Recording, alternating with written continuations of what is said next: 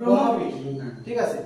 এই যে অংশ, এই অংশটা হচ্ছে বিষ্ণুপীঠ। আচ্ছা, এই যে অংশ, এই অংশটা হচ্ছে গৌরীপীঠ। আচ্ছা, গৌরীপীঠের পরিচয় জানেননি। গৌরীপীঠে আমাদের ডাইনে থাকে গণেশ, ঠিক আছে। গণেশ আমাদের এখানে অবস্থান করে। আচ্ছা, এই বামে থাকে কার্তিক। আচ্ছা, আর মাঝখানে থাকে অশোক সুন্দরী। অশোক সুন্দরী কে বলতো?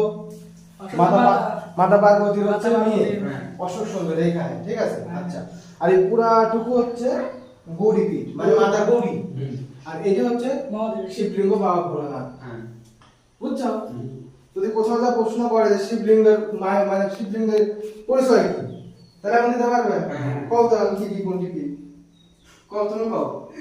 যতটুকু পাও ততটুকুই কও। কোনো লজ্জা নেই, কোনো ভয় নাই। ব্রহ্মপীঠ, হুম, এটা গৌরীপীঠ, এটা হচ্ছে গৌরীপীঠ আর শিবলিঙ্গ, আর এটা হচ্ছে কার্তিক গণেশ। হ্যাঁ, আবার শুনে নাও, এটা হচ্ছে ব্রহ্মপীঠ, ঠিক আছে। ব্রহ্মা, এটা হচ্ছে বিষ্ণু, এটা হচ্ছে গৌরীপীঠ।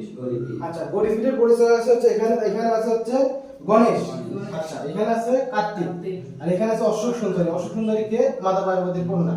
আচ্ছা, আর এই পুরাটুকু হচ্ছে গৌরীপীঠ, মাতা পার্বতী। আর এটা হচ্ছে শিবলিঙ্গ বা ভোলা মহেশ্বর, ঠিক আছে।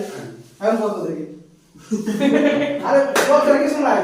এটা হচ্ছে ব্রহ্মপীঠ, আর এটা হচ্ছে বিষ্ণুপীঠ, এটা হচ্ছে গৌরীপীঠ। হ্যাঁ, ফাইন, সুন্দর, ভেরি গুড। এটা হচ্ছে গণেশপীঠ, এটা হচ্ছে কার্তিক পীঠ, আর এটা হচ্ছে অশোক সুন্দরী পীঠ। আর এটা এটা হচ্ছে বাবা মহাদেব। সুন্দর, ঠিক আছে, ভেরি গুড। এইভাবে আস্তে আস্তে জ্ঞান অর্জন করা যায়।